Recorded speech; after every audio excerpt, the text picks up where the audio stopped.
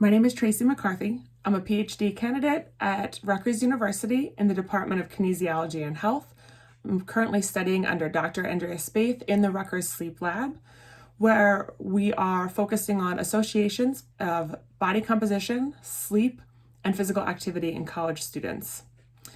Obesity is strongly associated with poor sleep outcomes, and unfortunately, much of the literature relies on body mass index for weight classification. And previous findings found that BMI can misclassify up to 1/3 of all adults when compared with DEXA measurements.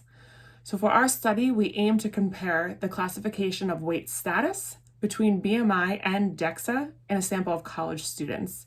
Additionally, we aim to evaluate associations between BMI and body composition using DEXA with measures of sleep quality, quantity, and exercise frequency.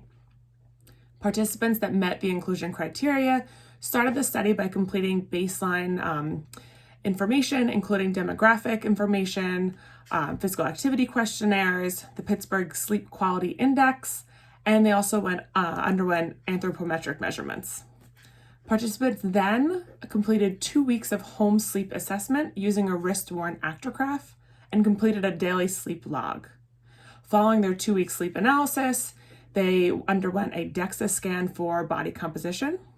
And then based on their calculated BMI and body fat percentages from the DEXA scan, subjects were then classified into normal weight, overweight, and obese categories using both World Health Organization standards for BMI and ACSM standards for body fat classification.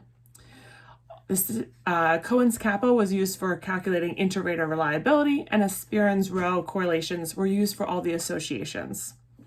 If you look at Table 1, you can find all the demographic information about our participants. Figure 3 depicts the actual differences in inter-rater reliability between BMI and body composition for weight classification. As you see, for BMI, the majority of the students fell into normal classification, whereas according to the body fat composition standards, the majority of the students were actually classified as obese. Now, when we looked at body fat percentage and sleep outcomes, we did not see any significant correlations. This might be due to the actual age of the population itself, because we looked at young adults rather than older adults, where much of the research is based. And we also know that obesity doesn't happen overnight. It takes time for changes in diet and lifestyle to accumulate, so it might take longer to see some of these sleep effects. When we actually evaluated sleep with other components of body composition, we found that increases in increased bone mineral density was associated with increased sleep fragmentation, meaning there's more disruptions in those individuals throughout the night. And we also found that individuals with a higher percentage of lean body mass were also experiencing more fragmented sleep and lower sleep efficiency.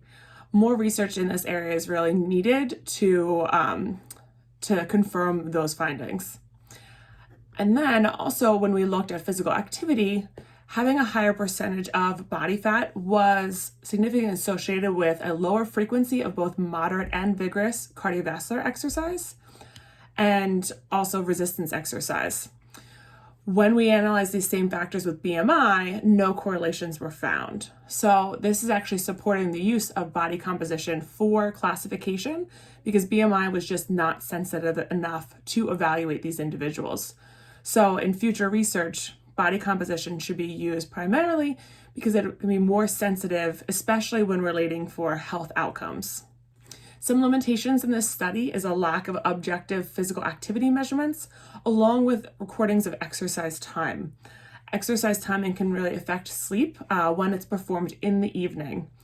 There's some other variables in the college population that can affect sleep also, like class schedule, irregular diet, social life, social pressures, and their overall sleep environment that should be accounted for future sleep research in this college population.